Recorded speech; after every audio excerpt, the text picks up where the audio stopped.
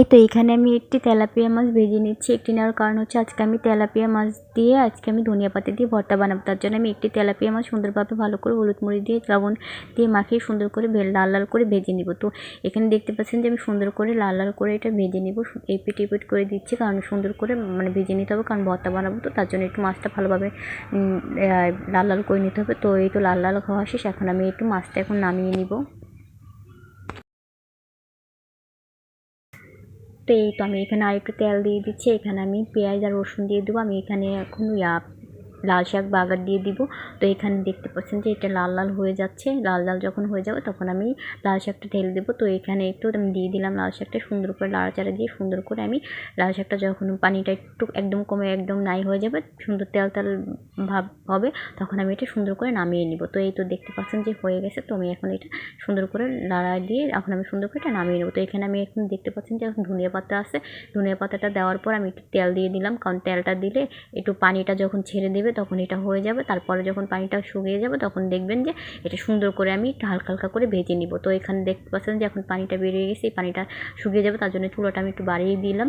তো এই তো দেখতে পাচ্ছেন যে এই চুলাটা বাড়িয়ে দেওয়ার পরে এখন আমি এটার যখন পর্যন্ত মানে পানিটা না টানবে তখন আমি নাড়াচাড়া করবো। তো দেখতে পাচ্ছেন যে পানিটা টেনে গেছে। তো এখন আমি এটা সুন্দর করে উঠিয়ে নিব। তো এখানে কিছু পেঁয়াজ আর রসুন আছে, এই রসুনটা পেঁয়াজটা দিয়ে দেবো। সুন্দর করে হালকা হালকা লাল লাল করে যখন হয়ে যাবে তখন আমি এটা সুন্দর করে নামিয়ে নেব। তো দেখতে পাচ্ছেন যে এটা আমি ভর্তা বানানোর জন্য এটা আমি নিলাম। তো এই তো আমি এটা নাড়াচাড়া শেষ। এখন আমি এখানে দিয়ে আমি লাড়া দিয়ে এখন আমি এটা নামিয়ে দিব।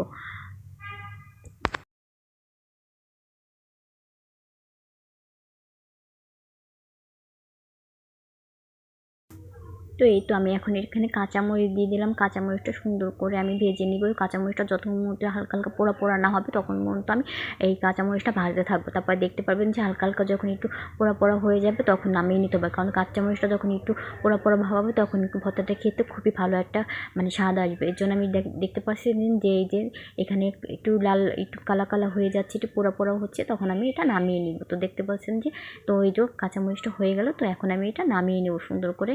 এখানে ভাজা করে নেবেন, কাঁচামরিচটা সুন্দর মতন যেন হয় ওইভাবে নিয়ে নেবেন। তো আমি এই তো নামিয়ে নিলাম। তারপর অবশেষে দেখেন আমার ভর্তার রেজাল্টটা। এই তো ভর্তা বানানোর পর তো এই লুক আসলো।